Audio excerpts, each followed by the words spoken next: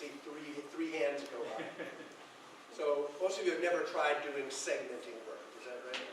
So I'm going to just start with the real basics on that. I got you. I'm going to see if I can turn this on. Okay. Absolutely nothing. Well, there's a light right above me. There we go. All right. So, there we go. So I'm going to start with some of the basic concepts and then get into the actual construction of that vessel. So segmenting, of course, is named because you cut these little pieces or segments and then put them together into a ring. And the classic segmented ring is flat. So it's got a top and a bottom and a side, and you glue it all together. The thing that's most important to recognize in trying to make a segmented ring is that, first of all, these joints are end grain to end grain. The grain is running this way, and then this way, and then this way, and this way. So the grain runs all the way around the outside, and the joints are all end grain to end grain. So you have to make sure that the joints are really tight. And that's easy to do if you aren't making a complete ring. But once you make the complete ring, you got to have those angles cut perfectly, or the last joint isn't going to come together. There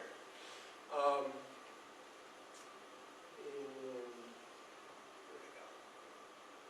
So if this is a segment, just imagine this darker part here is one segment out of that ring. You have to know what angles you want to cut. So that's pretty easy to do. Simple calculations can do that for you. I'll just go to the calculator here real quick. So you know that in a circle there's 360 degrees. And if you want, I do most of my work with 12 segments on a ring. So if you divide the 360 degrees by 12, and then recognize the fact that, let's go back to this picture again. Oops.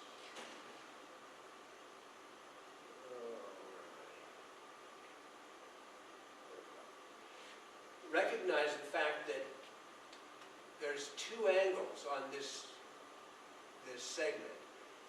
This angle here is the one that we just calculated. We need that fraction of a circle for each segment. But the segment has two sides to it, and you're cutting half of that angle on each side.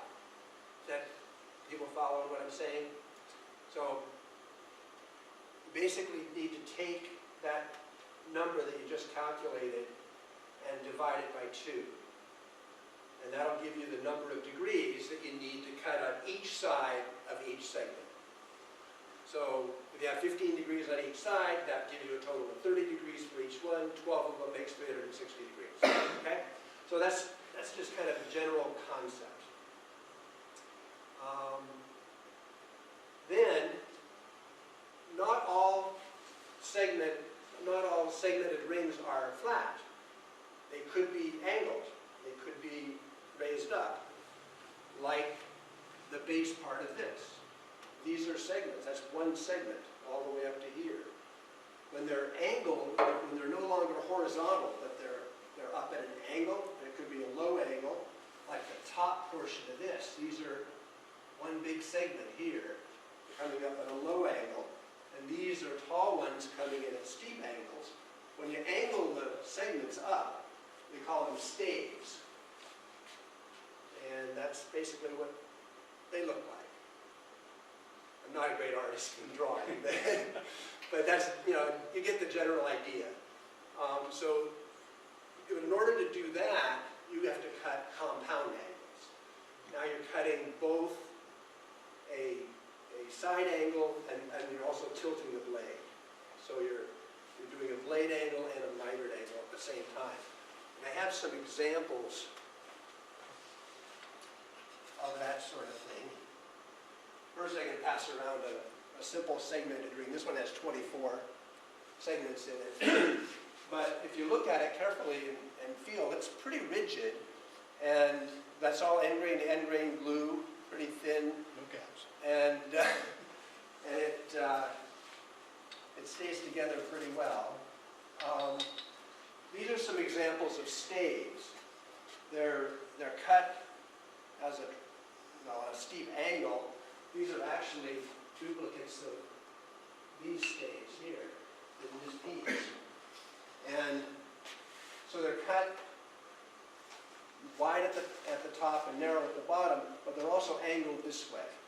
And if you begin putting these two together, you get the sense about how it's going to curve around. And we'll talk a little bit more about how you do those calculations.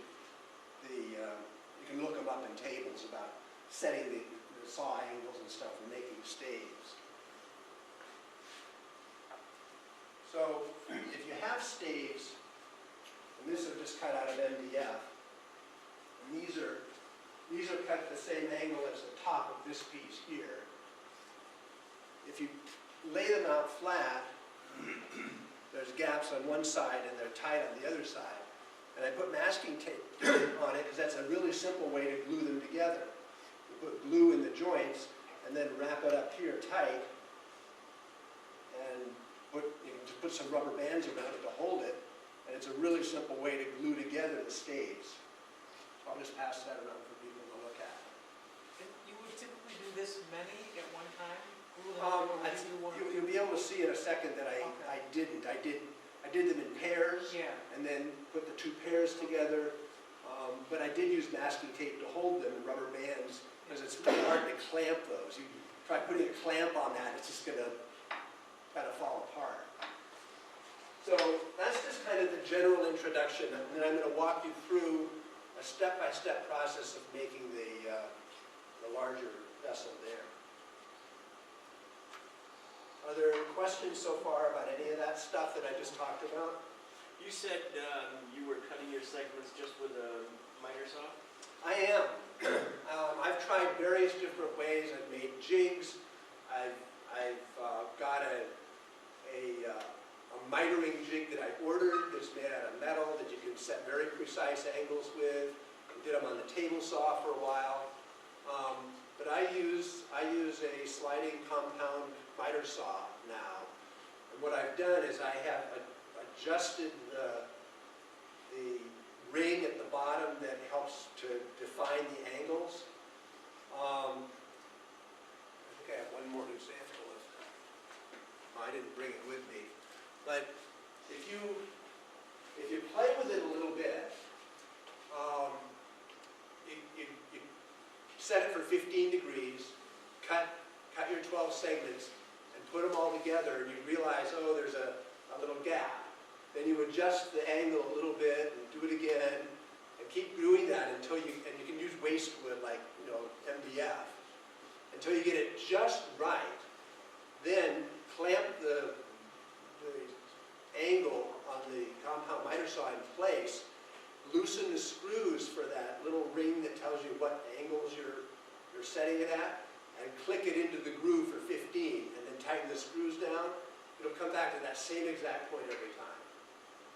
So once having done that, I can just turn my compound miter saw to 15, click it into the hard set groove for 15 degrees, it locks in, and I can cut my 12 segments and put them all together, and it's perfect.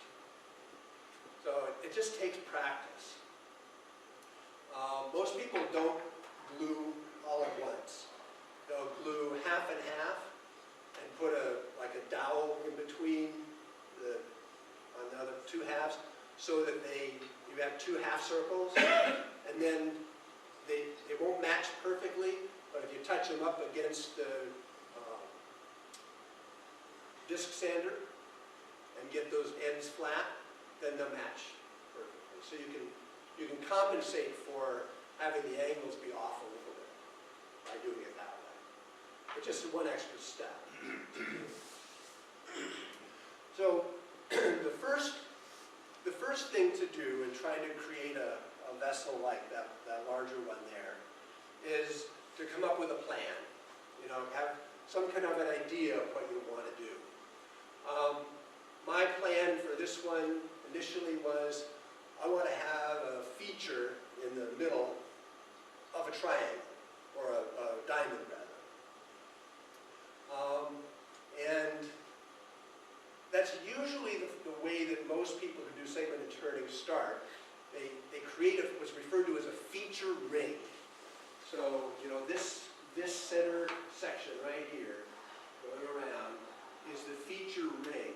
And you do that first because when you're creating that, it's hard to know exactly how big it's going to end up being. You know, you're sort of creating it as you go. And so you can't just design your whole thing and then start making the feature ring. What if it comes out a little bit too big or too small? You have to redo the design. So you start by actually creating the feature ring first, seeing how big it is, and then draw up your plan around that. So it's kind of, that's the order in which things need to be done. So I made some diamonds. I have some examples of those, I think, here.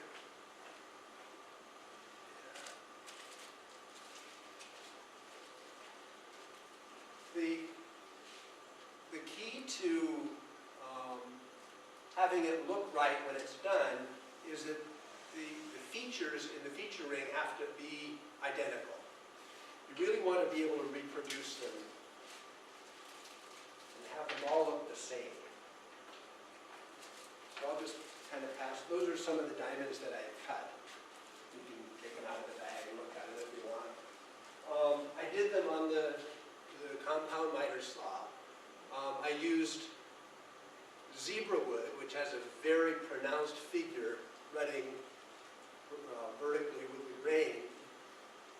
And I wanted the stripes of the zebra wood to go horizontally through the diamonds. So I had to cut the initial slabs at about a 30-degree angle, and then you can see the second cut is at another 30-degree angle opposite to that, creating the diamond shape with the top and bottom lined up, and the figure running straight through the diamond. So initially you just start with a shape. You want to start with some kind of design element that you're trying to create. And here's a picture of some of the diamonds that I made. I made 6 of them. It's a 12-segmented ring, but I didn't want a diamond on every one of those 12. I wanted to kind of break it up a little bit. So I made 6 and decided I would have some intervening other color segment to kind of break it up. And the key to making this right is that the diamonds have to be perfect. You have to have the points line up and the sides all the same size. And so that just means you got to be careful in lining things up. And you can really see, like on this one, everything is lined up perfectly. If you don't cut it right, then this point is low and this one's high, and it's not going to look right when you're all done. And since everything builds from that, it's just kind of a key element to start with. So then, you take the diamond, and you'll notice on this vessel that right outside the diamond feature is another diamond shape, a border that I made out of wenge. So I have a dark colored wood around the outside.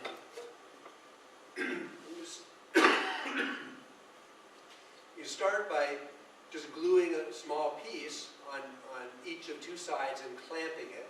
I think I have a picture of it clamped with glue. And purposely overhang it because you want to sand that down even with the sides after it's done. So you let that glue dry. And then I use the disc sander for that. And you just sand those down on the ends to get it flat and even, being very careful as you approach the edge of the inner diamond, because you don't want to sand away any of that wood that you created on the diamond, or it's going to put it out of shape. So you just do it very gently. And then you do the other side and you end up with that.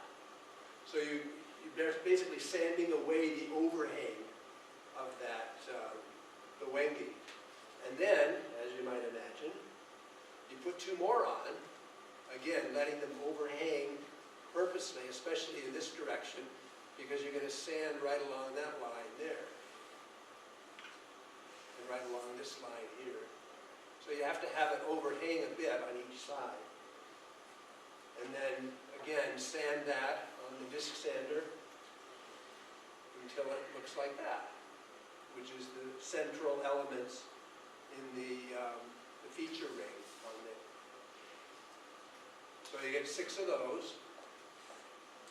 And then you can kind of see here, this is a thin yellow stained veneer that I'm gluing on the two sides, again overhanging it purposely, and then that gets sanded off.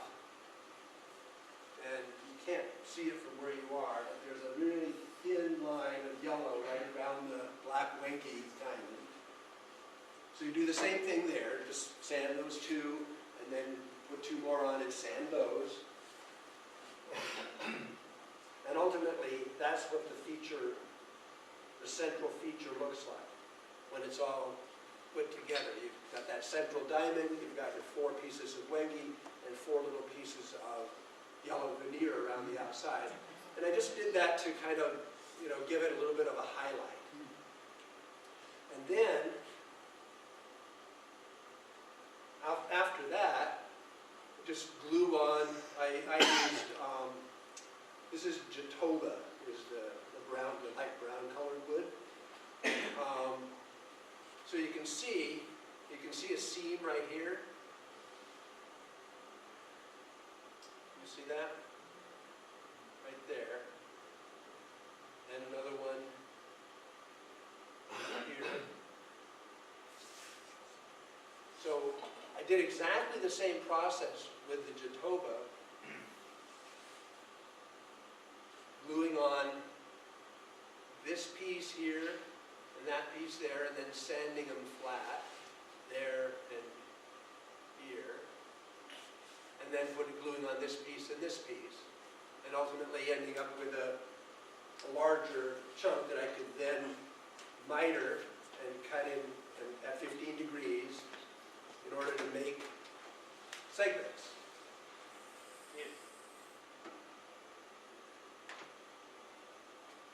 After cutting the segments, I then put it together with some spacers in order to give it a little bit of offset colors. So here's one of those little diamond segments here, and then it's this little sandwich that I made of Jatoba and Wenge and more Jatoba, and then a piece of Wenge cut into a 15-degree on each side wedge, and then to glue those all together. So that kind of comprises the building of the feature ring in the center. And that's the most work of everything in putting this together. So there's a lot of planning and cutting and sanding and gluing and getting all the pieces to fit together. But once you've made the feature ring, then you're really ready to kind of put the whole package together. So the next step then is just to measure across. I think this was about 9 inches across or something like that. So you just measure the outside diameter, and you know what you're dealing with. And then you start to draw a plan. Here's the feature ring. That's the height of it, and that's the width of it. So this is the feature ring in here. And then I just kind of freehand draw a shape of what I kind of think it would look good like. And play around with it and erase and draw again. And then once the shape is drawn and I get a wall thickness drawn in here, I just draw some horizontal lines. I think there's another one here. There we go. Draw some horizontal lines which will represent the horizontal segmented rings that I'm going to make to build the vessel. And with each each of them, I need to measure from the center line what the radius is, how thick the ring needs to be from inside to outside. And then I also need to know how big the ring needs to be. And that's based on the diameter of the ring. That's a simple calculation. I used to do that all with a calculator before. Just take the diameter, multiply it by pi to get the circumference, and divide by the number of segments to get each one. There's tables for doing that. And this is just an example of that. So for 12 segments with a ring that's 9 inches in diameter, the outside edge of each segment needs to be 2 7/16. So you just set the stop block on the miter saw to do that, and just churn them out. And here's what I'm doing to make the bottom ring for that. It's set on 15 degrees. This one's been cut out, and then you can see that I've taken that block and flipped it over. So you cut one, and then flip it, cut the next one, flip it, and keep flipping it back and forth. And cut those segments. And then put them all together. So you got 12 segments with 15 degrees on each side. And this is flat, and it all fits together nicely. Glue it up and clamp it with a big ring clamp. So kind of hold it all together and let the glue dry. You know, a little bit rough on the surface, but the next step is to sand it down. I like to use my drum sander for initial sanding on that, just to get kind of some of the rough edges off. And then I will sometimes use a disc sander to kind of polish it up. And so all I've done here is I've sanded it down a bit and then mounted it onto a faceplate. So here it is on the lathe. So that's just a flat segmented ring. It's about 3/4 inch thick, and it's about, I don't remember what it was, about 5 inches in diameter or something like that for the base ring of this. So this will be the base of the vessel. It's just starting out. It's got a hole in the middle, and obviously you don't want to have a hole in the bottom of your vessel. What I have is a contrasted color, and I'll show you how to do that. Basically make it a plug to fit in there. So I start with a second faceplate. I chose a piece of maple and just cut it a little bit bigger than the hole that was already in the bottom of that other ring, and turned it down and put a taper on it. So you can see it's kind of shaped like a cork. There's a little bit of a taper to it. And it's bigger than the hole that's in that base ring. And then turn that base ring, the inside of it, to make a similar taper. And kept checking the little plug to see if it would fit in there. When it starts to fit, you'll be able to tell if it's at the right angle. You can tell visually to some degree. But if it fits in there tight and it kind of, locks in, then you know you've got the angle right. If it's not, then it kind of rocks in there. You put the plug into the hole, and it jiggles around. You know that the sides aren't lining up. But ultimately, you get it right, and the plug over here is still attached to the other faceplate. And I put it in there, and just kind of gave it a little bit of a twist, and you can just feel it lock right in. There's a lot of friction. And you can see here the faceplate is just sitting out here with nothing holding it up. So the whole weight of that faceplate is being held by the friction from that plug. So you know it's a tight fit. And that's important because this is the top of the bottom piece. The bottom that you're going to see is touching the faceplate, because I'm building up from the bottom here. And if it's not a tight fit, when you go to finish the bottom, there's going to be a gap between your plug and the hole. But there isn't. It's a nice tight fit. And that's something that, just with a little bit of practice, you can do that really quickly.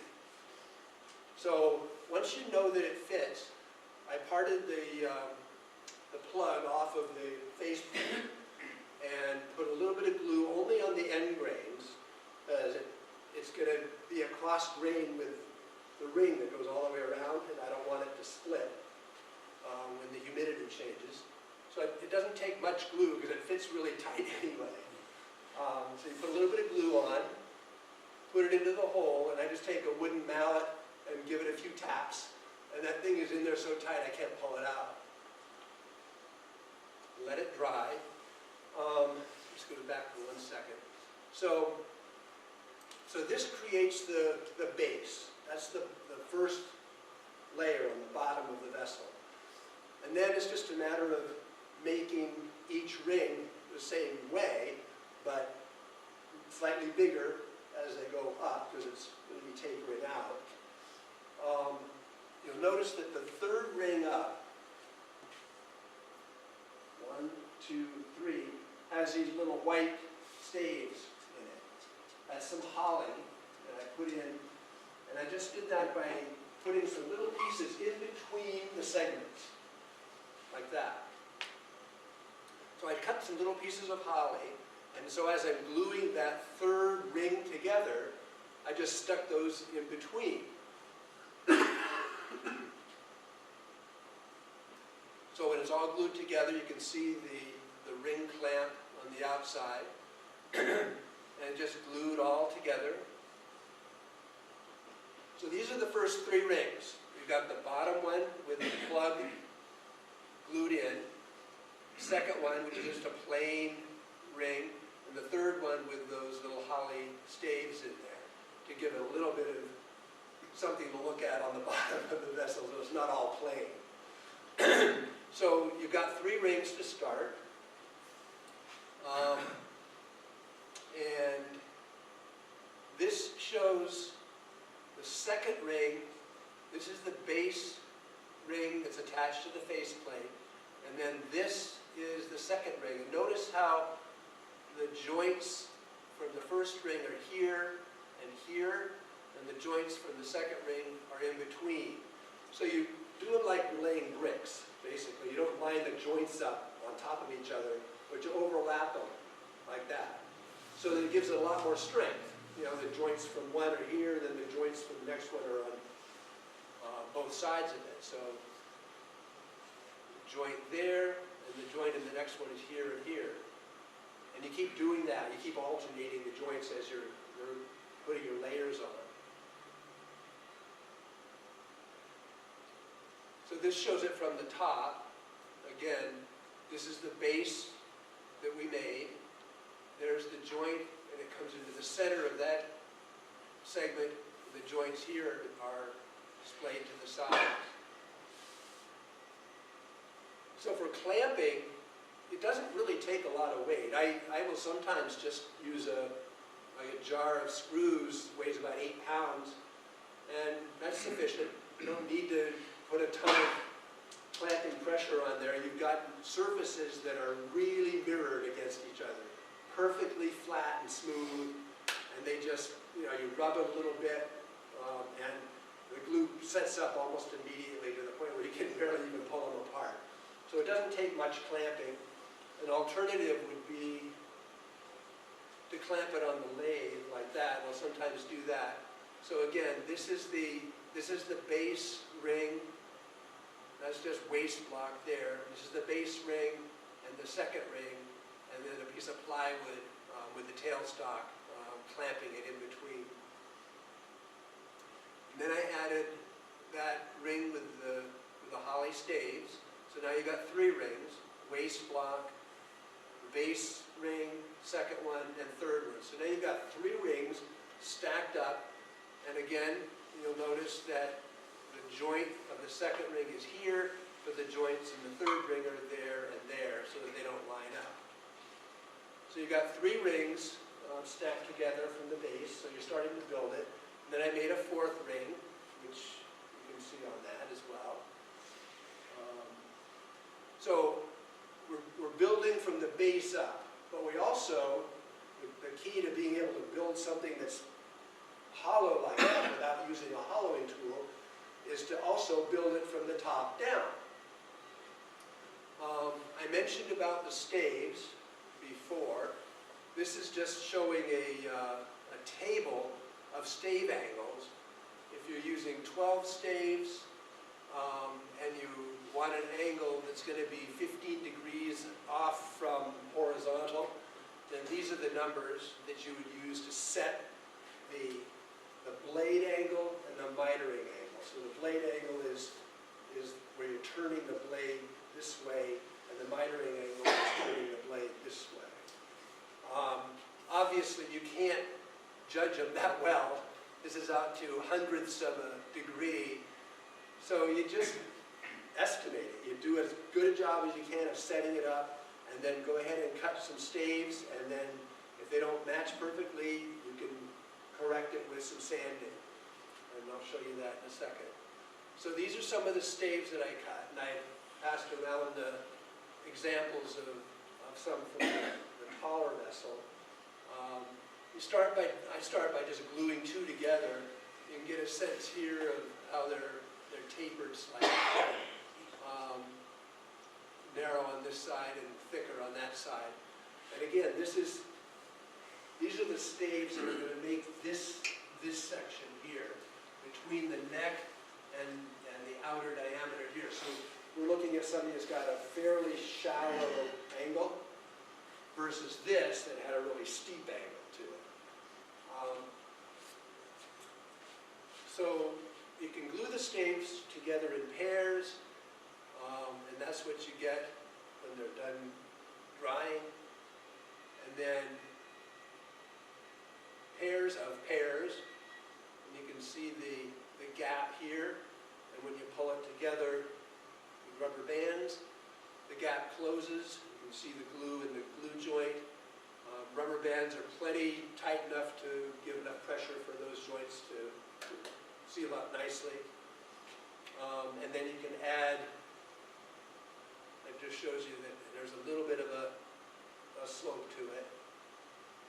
And then add the third pair, so you get, when you get 6 of them together, you've got half of the ring. And that's what it looks like. So when you've got 2 halves, they aren't going to match perfectly because, again, you're estimating those blade and miter angles a little bit. So putting it up against a disc sander is one way to try to flatten the edges and make them perfectly square so that the 2 halves will mirror to each other. But I found that even though I thought my disc sander was nice and flat, when you get something that's this big and put it on there, it's a 12-inch disc sander, turns out that it's just slightly concave, and it didn't work very well. So I had a problem to solve. So I made my own big disc sander by cutting a piece of MDF, an 18-inch circle of MDF, and gluing some sandpaper onto it, and making a little stand that would go onto my lathe bed, and a rest that can sit on top of the tool rest. And that worked really well. I made it nice and flat, and I was able to sand those edges and make them perfectly 90 degrees to the base.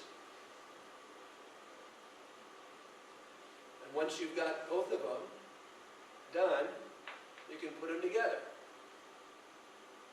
And again, rubber bands is probably the easiest way to clamp those things, because if you try to put a clamp on it, it's just going to spring on you. It isn't going to line up very well.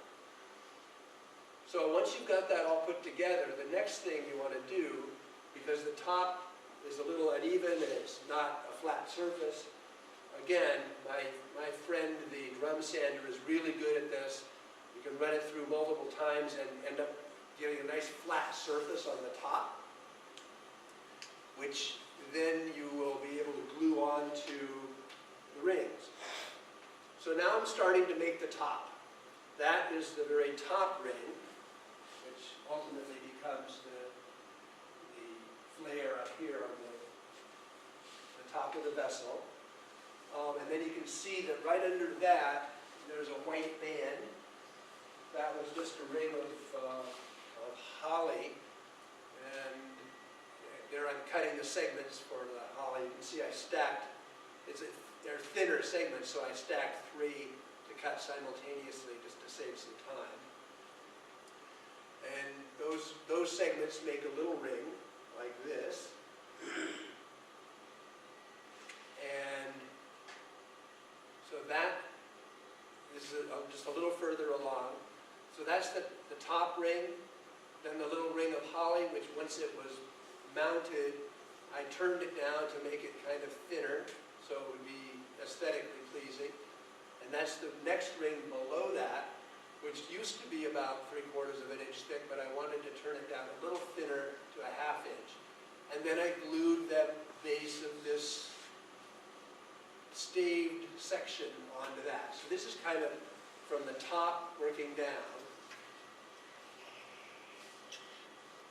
And then the glue is dry on that. And I turned that edge down to make it flat and glued on 1 additional ring underneath the staves. So now I'm down to right down to there. So I've got the top ring, the little ring of holly, the next little ring, and then the staves, and then the bigger ring that bring me right down to just above the feature ring. So I'm most of the way down to the feature ring, and I've already built up to the feature ring from the bottom. So I'm really, at this point, I'm most of the way there. I've already got the 2 halves just about finished. But I wanted, and that's the inside of the bottom section before it's turned. But I wanted to add those 2 little yellow stripes above and below the feature ring